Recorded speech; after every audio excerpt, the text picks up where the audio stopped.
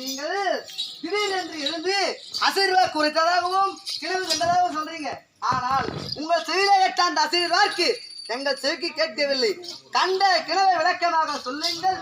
அது நற்கிணவென்றும் துர்க்கிணவென்றும் பிறர்களை கேட்டு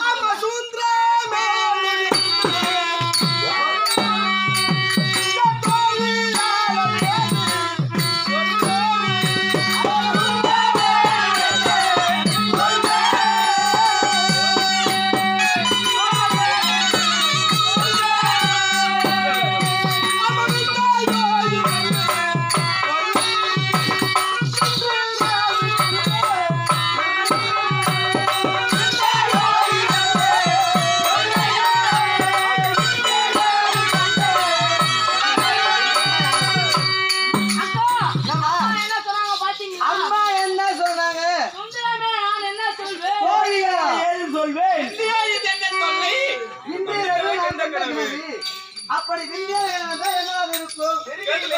கோட்டை எடுத்து தெரிந்தால் யார் உரைத்தது?